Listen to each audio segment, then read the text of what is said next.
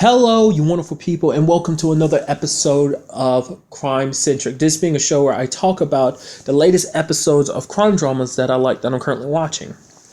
In this episode, I'm going to talk about the latest episode of Limitless. We have Brian trying to track down Piper. He tracks her down in Russia. I actually made sure to remember her name this time because last time I couldn't come up with her name, but then I heard her name in this episode. I was like, yeah, make a note to yourself to remember that, Michael. And I did, so yay me.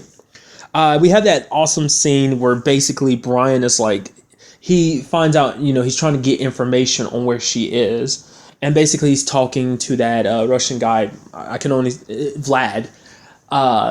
He's like, oh, there's certain things, he's kind of drowning his sorrows and opening up about all of the situation, the NZT, the FBI, the whole situation with his family. He even does that funny, little drunk, voiceover. The voiceover pops up throughout the episode, but I really like that one in particular. Just the way he makes everyone talk. There's one point in the episode where he ends up telling Rebecca where he is, and it's like her reading the email, but it's him voicing over like, "You're in Russia to meet a girl? Get your ass back, totally get your ass back here, Brian," or something like that. I always love the funny side of the show.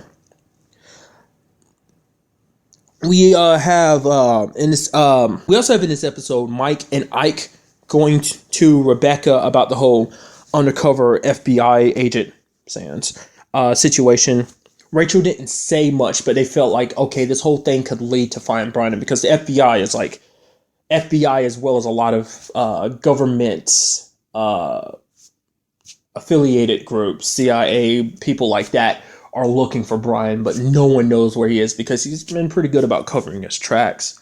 We even have Rebecca takes that information and wants to go to Brian's family and ask about it, particularly ask Rachel about it, but her dad kind of goes off on her and it's like, no, basically he blames her for this whole situation, that her son wouldn't be in the situation he's in right now, no one knowing where he is, if it wasn't for her, because she's the one, kind of essentially helped drag him into the situation, which Rebecca herself kind of blames herself, because she's like, she feels like she might not have seen the signs that there was trouble. Essentially, she's treating Brian's situation, she didn't outright say it, but I can only assume she's treating it like her dad's situation, that there were signs that there were problems, but she didn't read the signs, and because of that, her dad ended up dead. She's kind of afraid the same thing will happen to Brian.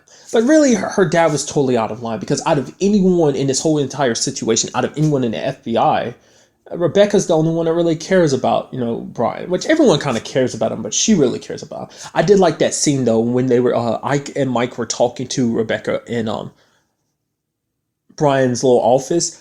Mike went over and turned on the little Christmas lights or whatever that Brian has around, and they were kind of looking at him like, "What are you doing?" He's like, "Sorry, it just doesn't seem as the room didn't seem right without them on." It was kind of like, "Oh, Mike, you're so caring." Basically, back to Brian, he ends up finding out that Piper got herself locked up in a prison, but Brian ends up getting her out by bribing what is he, he's a high positioned prosecutor or whatever. He ended up bribing him with George R.R. Martin. It's particularly he ended up talking to some people and ended up getting on the phone with George R.R. Martin, and he basically ended up talking to some people and got George R.R. Martin on the phone and was going to the bribe was like, "Hey, you get my friend out of prison and he'll tell you how Game of Thrones will end." So that was kind of interesting. Was able to get her out, and Brian's like, "Okay, we can leave," but Piper says they can't leave Russia because the final ingredient she needs for the booster shot, because that's what she's been trying to do, is so that they don't have to be, so that Brian himself too doesn't have to be codependent on Maura, because Maura is currently the only person who has, obviously the booster shot, the shot that makes it so that you can take as much NZT as you want to without it killing you.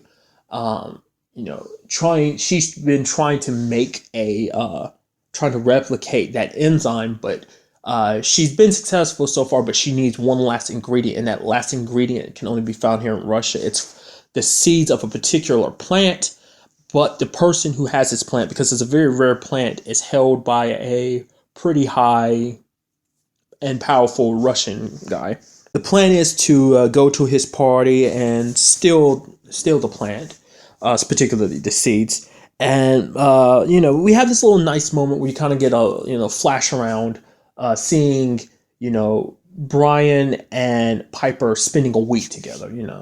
They just obviously planning all this stuff out on NZT, but at the same time, when they're not on NZT during the day, just having fun and hanging out, they've kind of fallen for each other. But Piper, Brian brings up, he's like, okay, we could just walk away from everything, just like let this all go. But then Piper was kind of like, even if we walked away, like, we can't go back to what we were before, like the lives we led before this whole NCT thing happened.